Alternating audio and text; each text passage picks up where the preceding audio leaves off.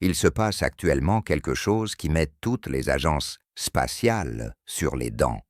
L'objet interstellaire connu sous le nom de 3I Atlas. Le troisième visiteur confirmé provenant de l'extérieur de notre système solaire vient de faire quelque chose que personne ne pensait possible.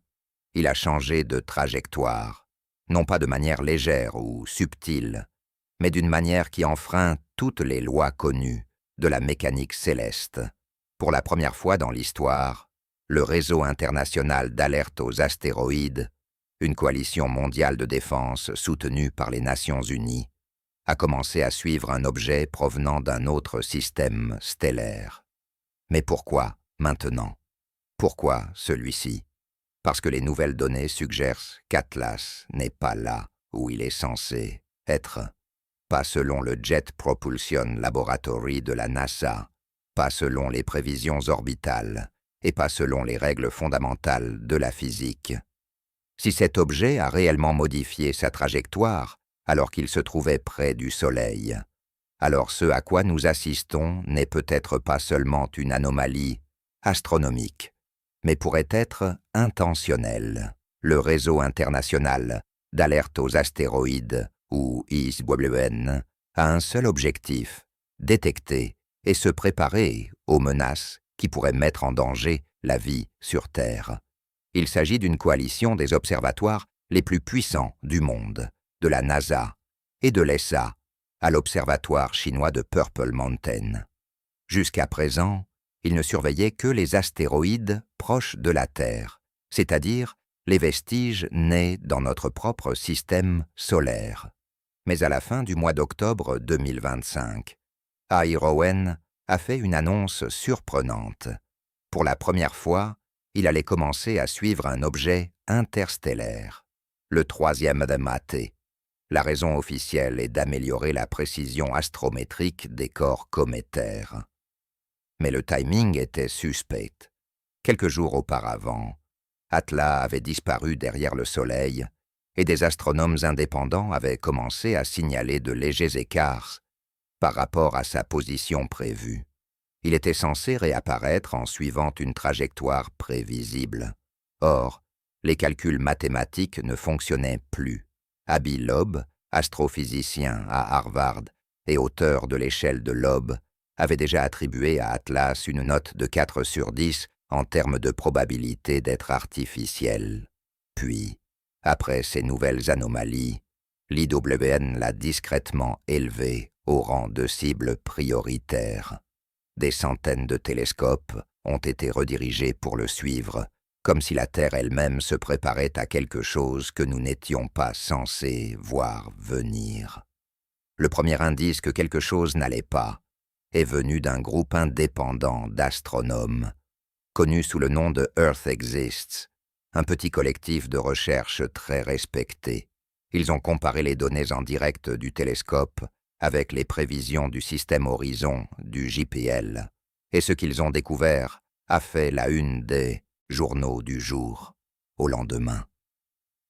Non seulement l'Atlas avait dévié de quelques centaines de kilomètres, mais il se trouvait à 1,1 million de kilomètres de l'endroit où il aurait dû être, soit environ 3 fois la distance entre la Terre et la Lune.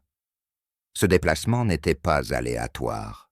La distance de l'objet restait constante, mais sa position dans le ciel avait changé latéralement, comme s'il s'était déplacé sur le côté dans l'espace.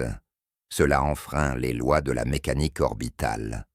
Les comètes peuvent avancer ou reculer grâce à des jets de vapeur qui agissent comme une propulsion naturelle, mais elles ne se déplacent pas latéralement. Pour que cela se produise, une force externe ou interne immense serait nécessaire. Même la plus grande comète jamais enregistrée, Hale-Bopp, ne pourrait atteindre une telle précision ou une telle puissance. Pourtant, Atlas y était parvenu. Si Troillasmo avait intentionnellement modifié son orbite, quelqu'un aurait dû le remarquer avant le reste du monde. C'est alors que l'attention s'est tournée vers la NASA et le JPL. En septembre dernier, les orbiteurs de la NASA sur Mars s'était positionné parfaitement pour photographier l'objet à courte distance lors de leur survol solaire. Mais ces images n'ont jamais été publiées, pas une seule. Des sources internes affirment que les données sont en cours d'analyse, mais d'autres soupçonnent quelque chose de plus délibéré, la censure. Si ces images montrent une géométrie structurelle ou un comportement lumineux incompatible avec un corps naturel, la NASA aurait toutes les raisons de retarder leur publication. Dans l'un de ses récents articles, Abby Lovehoff a mentionné qu'Atlas présentait une antiqueux, un jet de matière pointant vers le Soleil, un phénomène extrêmement rare. Mais après la rencontre avec Mars, la queue s'est inversée, s'éloignant soudainement du Soleil, comme si l'objet s'était réorienté. Aucune comète naturelle n'a jamais inversé la direction de son jet de manière aussi nette. Et pourtant, malgré l'étrangeté du phénomène, la NASA insiste sur le fait qu'il s'agit d'une activité cométaire courante. Même ainsi, la question reste sans réponse. S'il s'agit d'un phénomène courant, pourquoi le réseau de défense contre les astéroïdes a-t-il été mobilisé? Fin octobre, de nouvelles données de suivi ont confirmé ce que tout le monde redoutait. La déviation était réelle.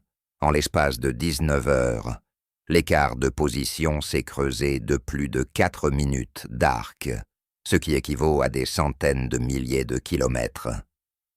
Selon les analystes orbités, maintenir cette dérive nécessiterait une vitesse latérale de près de 4 km par seconde, soit une poussée supérieure à celle que certaines de nos propres sondes spatiales pourraient produire. Les théories se sont répandues comme une traînée de poudre dans la communauté. Certains ont parlé de dégazage, d'autres ont blâmé le vent solaire, mais celui-ci ne pousse pas latéralement. Si les données sont correctes, Atlas aurait besoin d'un système de propulsion capable d'une accélération soutenue et de manœuvres de précision. Pendant ce temps, l'atelier de l'IAVN, destiné à former les astronomes au suivi du comportement imprévisible des comètes, s'est rempli en quelques heures. En coulisses, le Bureau de défense planétaire de la NASA a discrètement relevé son niveau de surveillance, le même niveau réservé aux astéroïdes potentiellement dangereux. L'ironie est que l'objet s'éloigne de la Terre, il ne s'en rapproche pas.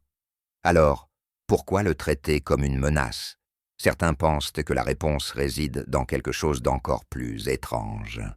Il pourrait préparer un autre rebondissement. Juste au moment où les astronomes pensaient que l'anomalie s'était stabilisée, Atlas a de nouveau changé de direction, mais cette fois-ci, il ne s'agissait pas d'une légère déviation, mais d'une correction complète. Les observatoires terrestres du Chili, d'Espagne et du Japon ont détecté une deuxième déviation, plus petite que la première, mais parfaitement alignée avec la trajectoire initiale de l'objet, comme s'il avait corrigé sa propre trajectoire. Il ne s'agissait pas d'une dérive aléatoire. Le mouvement était symétrique, calculé et précis. Le type de correction qu'un vaisseau spatial effectuerait après un contrôle de navigation automatisé. L'IA a émis une alerte interne marquée comme un événement de reconnaissance de forme, ce qui signifie que le comportement ne correspondait à aucun phénomène naturel connu. Au même moment, le Centre européen d'opération spatiale, ESOC, a publié une mise à jour cryptée à l'intention de ses agences membres, confirmant que 3A Theatas avait produit une accélération mesurable, incompatible avec l'influence gravitationnelle. En termes simples, l'objet avait déclenché quelque chose. Mais qu'avait-il déclenché? Lorsque le grand télescope chilien Berry a analysé ces émissions infrarouges, il a découvert un pic soudain de rayonnement thermique, une explosion qui a duré 12 minutes, suivie d'un refroidissement complet, comme si un moteur contrôlé avait été mis en marche puis arrêté. Quoi qu'il en soit, Atlas venait de prouver qu'il pouvait se déplacer de lui-même. Dès que les données ont été rendues publiques, toutes les agences spatiales se sont mises en action. La NASA a doublé son programme de surveillance. La Chine a réactivé son réseau radio URRSA, normalement utilisé pour les missions lunaires, afin de suivre les fréquences spatiales profondes provenant du vecteur de l'objet. Et l'Agence spatiale européenne a déployé les protocoles d'urgence de son bureau de défense planétaire, une mesure normalement réservée aux événements d'impact imminent. Officiellement, l'objectif était d'assurer une observation coordonnée. Officieusement, c'était la panique. Les scientifiques de Caltech et de l'Université de Tokyo ont commencé à comparer le schéma d'accélération de l'Atlas avec les systèmes de propulsion artificielle connus. Ce qu'ils ont découvert était troublant. La courbe thermique de l'explosion ne correspondait à aucune réaction chimique ou propulseur ionique connu. Elle ressemblait plutôt à une signature d'accélération magnéto-hydrodynamique du type produit lorsque du plasma chargé est guidé par des champs électromagnétiques. Il s'agit de la même technologie que l'humanité n'a théorisée que pour les voyages interstellaires. Et il ne s'agissait pas seulement de propulsion. La vitesse de rotation de l'objet, auparavant stable, a commencé à fluctuer de manière harmonique, se répétant toutes les 247 secondes. Au début, les astronomes ont pensé qu'il tournait, mais le schéma était trop précis. Il communiquait par le mouvement. À chaque nouvelle observation, le réseau international d'alerte aux astéroïdes, qui avait commencé comme une collaboration scientifique, a élargi son champ d'action. Il fonctionnait désormais comme un groupe de travail de défense. La nouvelle trajectoire de l'objet ne pointait pas vers l'espace interstellaire, mais vers les planètes extérieures. Plus précisément, sa trajectoire ajustée croisait l'orbite de Jupiter. Les analystes ont calculé que dans quelques mois, Atlas passerait dangereusement près de la géante gazeuse, dans sa magnétosphère, une région capable de générer une énergie immense. Si c'était une coïncidence, c'était étonnant. Mais si ce n'était pas le cas, alors l'objet se préparait à quelque chose de délibéré, une assistance gravitationnelle, la même manœuvre que les engins spatiaux utilisent pour gagner en vitesse ou changer de direction en utilisant le mouvement d'une planète. C'est à ce moment-là que la surveillance mondiale a atteint ce que la NASA appelle le niveau 3 de contingence. Cela signifiait que le mouvement de l'objet était actif, intentionnel et de plus en plus imprévisible. Cependant, malgré la tension croissante, quelque chose d'encore plus étrange a commencé à se produire. La fréquence des interférences radio dans les observatoires terrestres commença à se synchroniser, coïncidant avec l'impulsion de rotation d'Atlas. La planète elle-même commença à résonner avec le signal de l'objet. Puis, sans avertissement, tous les observatoires qui suivaient Atlas s'éteignirent. En moins de 10 minutes, la télémétrie d'Hawaï, du Chili, d'Italie et d'Afrique du Sud se figea simultanément. Le réseau spatial profond perdit le contact. Même les antennes radio en Chine signalèrent un silence total sur plusieurs fréquences. Lorsque les flux de données reprirent 47 minutes plus tard, ils montraient tous la même chose. Atlas avait disparu. Il n'avait pas été détruit. Il n'était pas caché par le soleil. Il s'était évaporé. Il n'apparaissait à aucune des coordonnées enregistrées. Mais il restait un faible écho, un bourdonnement à basse fréquence, indétectable à l'oreille humaine, mais mesurable par des capteurs. Il pulsait à travers le réseau toutes les 247 secondes. Les scientifiques ont d'abord supposé qu'il s'agissait d'une interférence de fond, Mais le timing était trop parfait. Chaque impulsion coïncidait avec la dernière période de rotation connue de l'objet, comme si le signal était toujours là, rebondissant dans l'espace, faisant écho à sa position finale. Elavian a officiellement décrit l'événement comme une anomalie de signal interstellaire 2025-11, le classant comme accès restreint. Mais un détail a été divulgué au cours des 47 dernières minutes de la panne.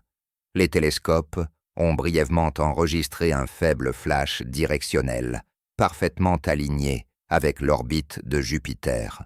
L'objet n'avait pas disparu, il avait sauté. Dans les heures qui ont suivi la panne, le chaos a éclaté au sein de la communauté astronomique mondiale. Le réseau international d'alerte aux astéroïdes n'a publié aucune déclaration. La NASA s'est restée silencieuse. Le réseau spatial chinois a publié une seule ligne de données avant de supprimer ses fichiers, suivi de l'anomalie terminée, objet non observable.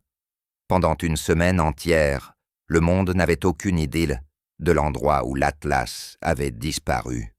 Puis, une nuit, le télescope spatial James Webb a détecté quelque chose de faible, un flash de lumière réfléchie, se déplaçant à une vitesse impossible, traversant juste au-delà de l'orbite de Jupiter. Lorsque les analystes ont comparé la position avec la mécanique orbitale, les résultats les ont stupéfaits. L'objet n'avait ni ralenti ni dévié. Il avait effectué ce que les physiciens appellent un déplacement vectoriel. En termes simples, il avait changé de position à une vitesse supérieure à celle de la lumière, ce qui n'était pas possible. Pendant des jours, les scientifiques ont essayé de donner un sens à ces données. Peut-être s'agissait-il d'un dysfonctionnement du capteur, peut-être s'agissait-il de rayonnement de fond, mais la confirmation est alors arrivée. L'observatoire Gala de l'Agence spatiale européenne, en orbite à 1500 milliomètres et kilomètres de la Terre, a capté un reflet identique exactement 247 secondes après la détection du Webb. Le timing était parfait. Le signal avait bondi, comme si l'objet s'était dupliqué à travers l'espace-temps, en utilisant la même fréquence de résonance qu'il émettait depuis des mois. Chaque fois que cette impulsion était détectée, elle ne s'estompait pas. Elle se multipliait. C'était comme si Atlas avait appris à utiliser la gravité comme un pont pour se déplacer à travers la structure même de l'espace-temps. Puis vint la découverte la plus troublante de toutes. Le centre de commande de l'IWN à Vienne reçut une transmission prioritaire marquée comme étant de niveau oméga. Elle contenait un flux de données partielles reconstituées à partir de la fenêtre de blackout. Les 47 minutes perdues, pendant lesquelles tous les observatoires étaient silencieux. Une fois déchiffrées, les données n'étaient ni des données télémétriques, ni des images. Il s'agissait de données binaires, une transmission structurée et intégrée au réseau lui-même, synchronisée avec la séquence d'impulsion d'Atlas. Une fois décodées, elles formaient des coordonnées non pas spatiales, mais temporelles. L'emplacement coïncidait avec l'orbite de Jupiter, mais le redatage ne désignait pas exactement 6 ans dans le futur. Au début, les analystes ont écarté ces données comme étant corrompues, mais à mesure que la reconstruction avançait, quelque chose d'horrible est apparu clairement. Les coordonnées ne concernaient pas Jupiter, mais la Terre. Il s'agissait d'un marqueur de trajectoire avec une précision au kilomètre près qui indiquait où Atlas allait croiser le plan orbital de notre planète. En 2031, l'objet n'avait pas quitté le système solaire. Il avait établi un point de retour. Le fichier a immédiatement été verrouillé selon le protocole de niveau 10 de danger astéroïde, la même classification utilisée pour les menaces au niveau de la civilisation. Toutes les agences spatiales nationales ont nié son existence. Cependant, 3 mois plus tard, des astronomes amateurs en Australie ont commencé à capter de faibles impulsions radio qui répétaient la même impulsion de 247 secondes, mais cette fois-ci depuis l'intérieur de la ceinture d'astéroïdes. Le signal ne disparaissait plus, il revenait. C'est alors que le réseau d'alerte aux astéroïdes a été définitivement fermé. Toutes les données, toutes les sources publiques et tous les registres d'observation ouverts ont disparu d'Internet. La raison officielle était la restructuration du système.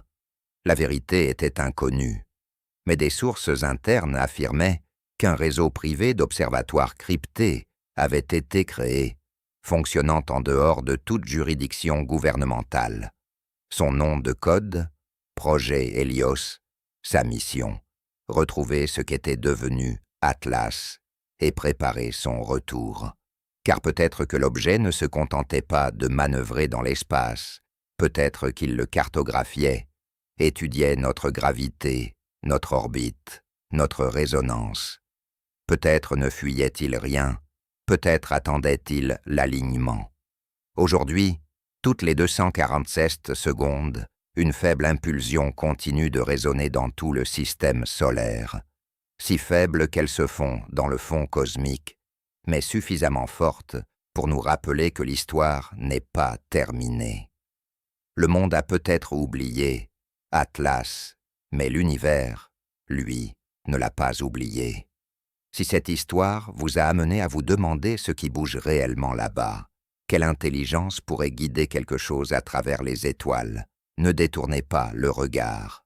Abonnez-vous à cette chaîne. Nous avons découvert des informations que les agences refusent d'admettre. Activez les notifications, car lorsque 3 Barata reviendra, ce ne sera peut-être pas juste pour passer, mais pour rentrer chez lui. Oui,